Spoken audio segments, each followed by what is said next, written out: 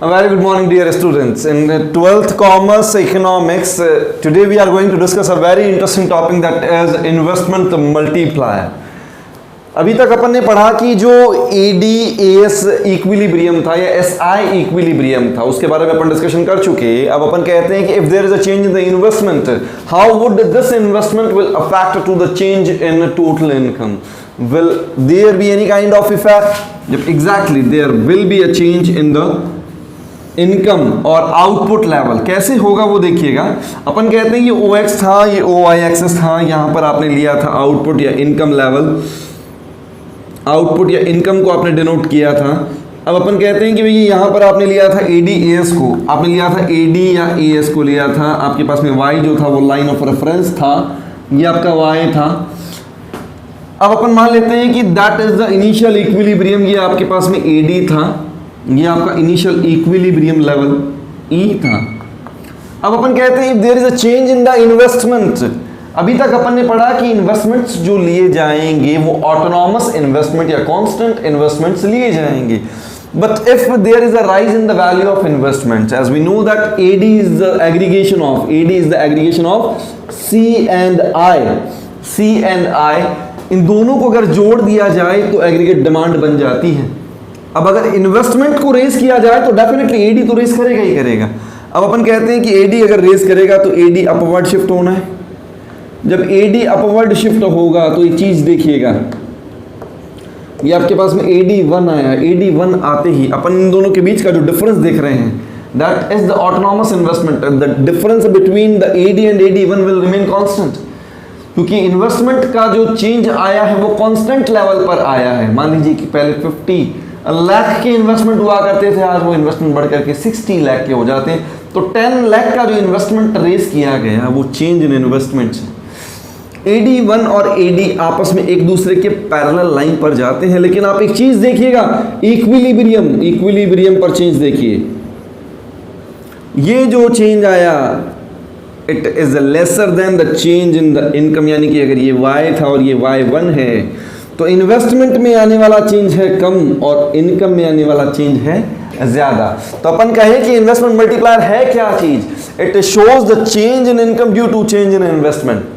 It shows the change in income due to change in investment. If there is a rise in the value of investment, the change in the income will be greater than that of the change in the investments and vice versa. यानी अगर investment को बढ़ाया जाए तो investment बढ़ जाने से आपके पास आउटपुट या इनकम लेवल तो बढ़ेगा, लेकिन उसमें आने वाला चेंज, इनकम में आने वाला चेंज आपके इन्वेस्टमेंट में आने वाले चेंज से ज्यादा होगा.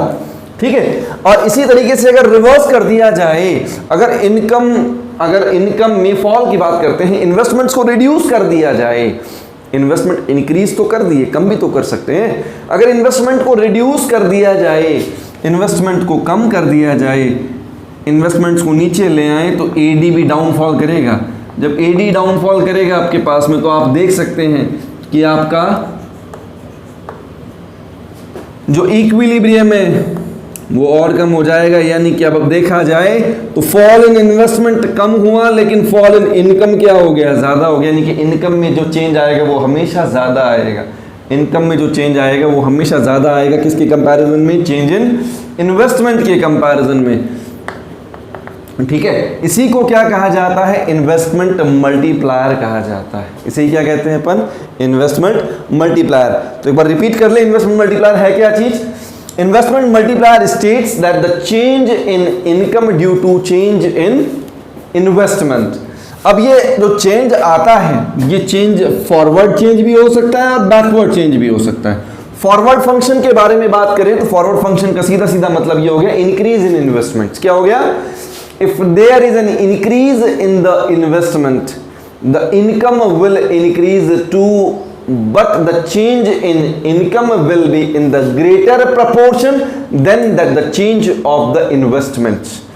अगर आपके पास में इन्वेस्टमेंट्स को बढ़ाया गया तो इन्वेस्टमेंट बढ़ाने से आपका इनकम का लेवल भी बढ़ जाएगा, लेकिन इनकम में जो चेंज आएगा वो आपके इन्वेस्टमेंट में आने वाले चेंज के कंपैरिजन में ज्यादा होगा। इसे ही forward functioning of investment multiplier कहा जाता है।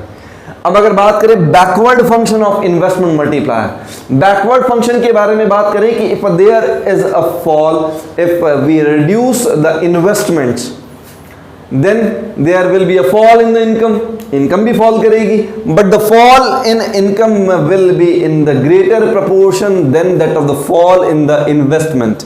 लेकिन इनकम में जो फॉल आएगा वो आपके इन्वेस्टमेंट में आने वाले फॉल से ज्यादा होगा। इसी को अपन backward functioning of investment multiplier कहेंगे। ठीक है, अब इसे अपन एक्सप्लेन करते जाते हैं। एग्जाम में कई बार ये पूछ लेता है कि explain the multiplier mechanism, multiplier mechanism को एक्सप्लेन किया जाए तो एक्सप्लेन करने के लिए पहले तो अपन मल्टीप्लायर का मीनिंग लिखेंगे। मल्टीप्लायर, ये इन्वेस्टमेंट मल्टीप्लायर है भाई, मनी मल्टीप्लायर मत कर देना। मनी मल्टीप्लायर का मतलब क्रेडिट फंक्शन था 1/CRR, याद रहेगा। मनी मल्टीप्लायर क्या था? Credit creation 1/CRR। यहां पर बात करें इन्वेस्टमेंट मल्टीप्लायर की।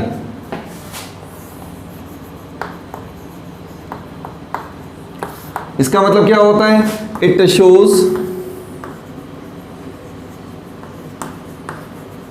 The relationship between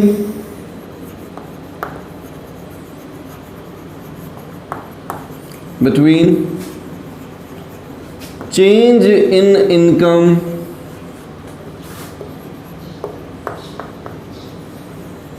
due to change in investments,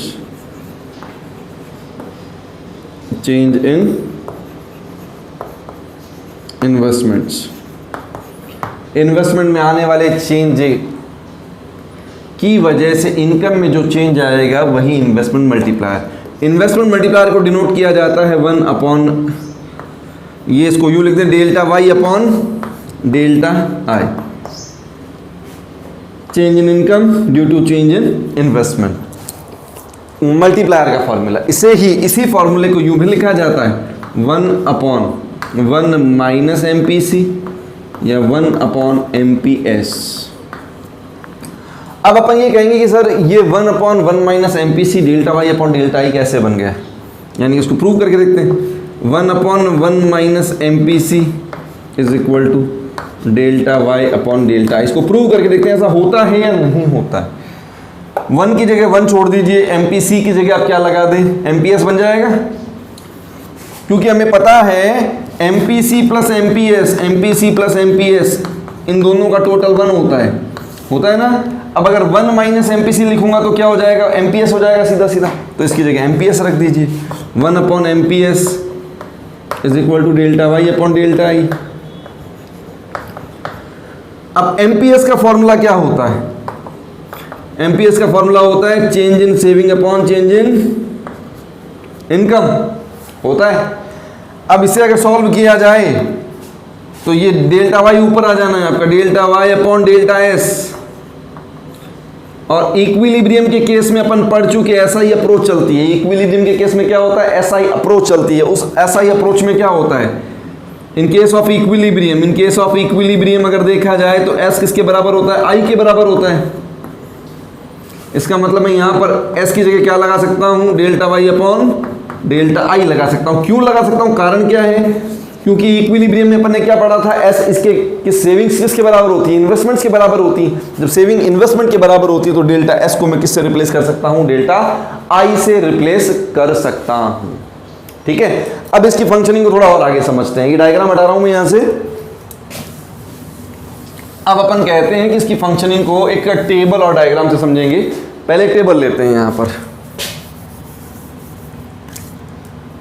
सबसे पहले यहां लेते हैं चेंज इन इन्वेस्टमेंट। इन्वेस्टमेंट में चेंज किया गया, उसका इफेक्ट आएगा कंजम्पशन एक्सपेंडिचर्स पर,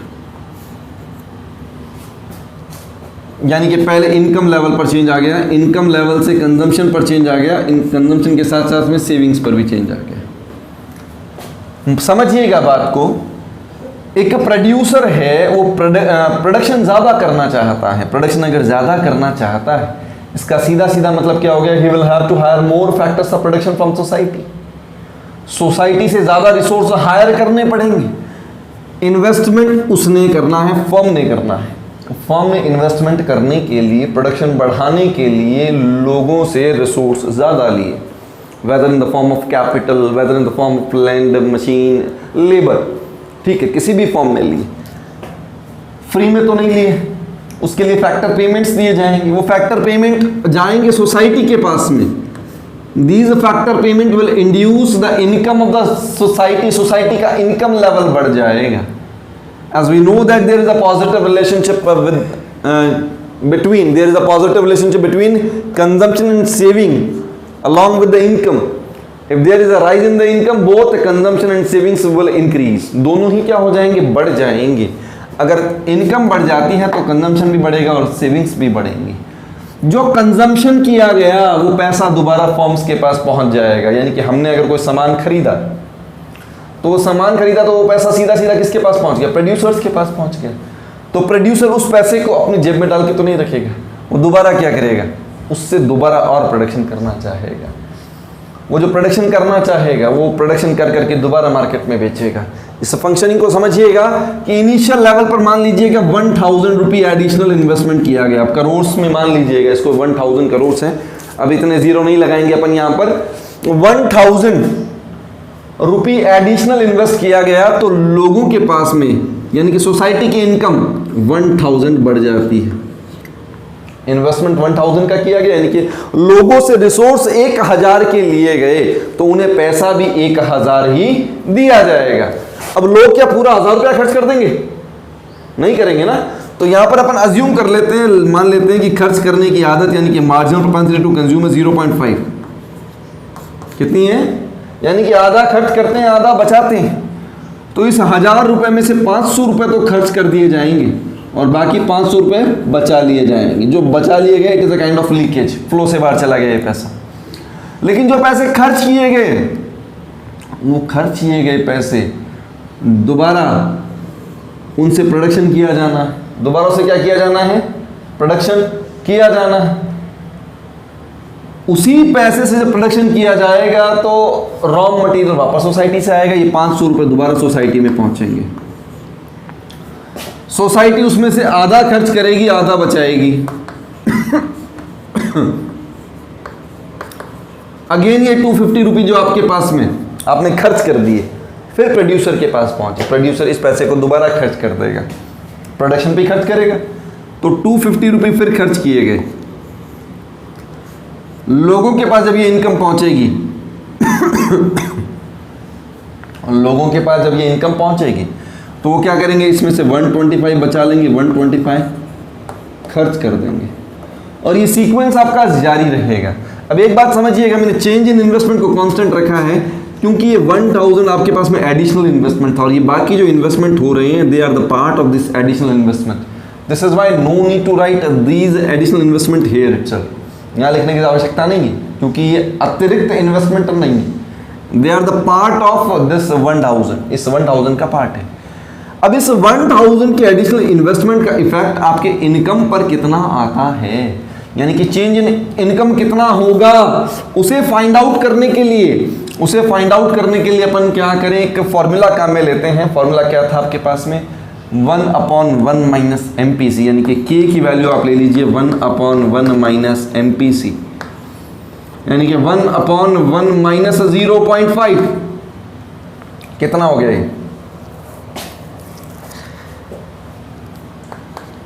ये सॉल्व करेंगे। 1/0.5 इज इक्वल टू 2, यानी कि मल्टीप्लायर की वैल्यू कितनी आ गई आपकी 2। मल्टीप्लायर की वैल्यू क्या आ गई, K की वैल्यू है 2। K का दूसरा फॉर्मूला क्या होता है, delta Y upon delta I। आपको पता लगाना है कि इक्विलिब्रियम इनकम में चेंज कितना आएगा।